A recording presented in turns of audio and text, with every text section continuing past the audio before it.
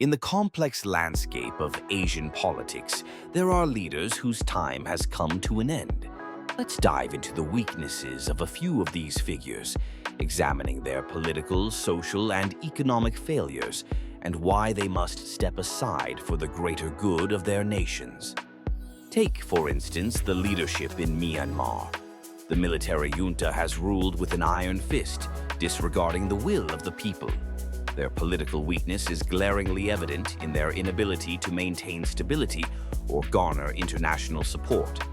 The coup in 2021 sparked widespread protests and civil disobedience, yet the junta remains entrenched in power, relying on brute force rather than addressing the root causes of dissent. The social fabric of Myanmar is fraying, with ethnic tensions escalating and humanitarian crises worsening. The international community is increasingly isolating Myanmar, and this isolation will only deepen if the junta continues to ignore the voices of its citizens. Now, let's shift our focus to the Philippines. President Ferdinand Marcos Jr. faces significant challenges, particularly in the economic arena. His administration has struggled with rising inflation and a lack of job creation, which has left many Filipinos disillusioned. The promise of a new era has not materialized, and the social divide is growing. The youth, who are increasingly vocal about their dissatisfaction, are demanding accountability and transparency. Marcos Jr. must recognize that clinging to power without addressing these pressing issues will only lead to greater unrest. Next, we have the case of Cambodia's Hun Sen. After decades in power, his grip on the nation is weakening. Politically, he has stifled dissent and eliminated opposition, but this authoritarian approach is backfiring. The youth are rising up, fueled by a desire for change and a more democratic society. Economically, Cambodia is facing challenges, particularly in its reliance on foreign investment and tourism, which have been severely impacted by the pandemic.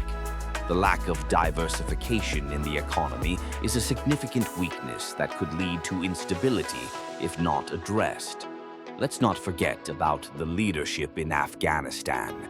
The Taliban's return to power has plunged the country into a humanitarian crisis.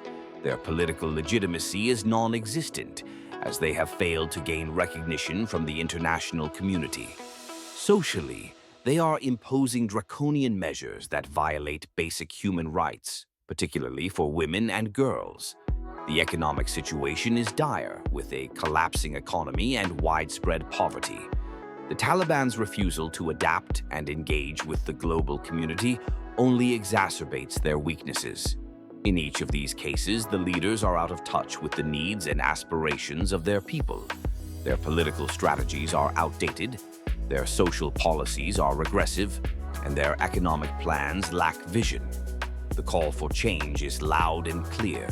It's time for these leaders to recognize that their time is up.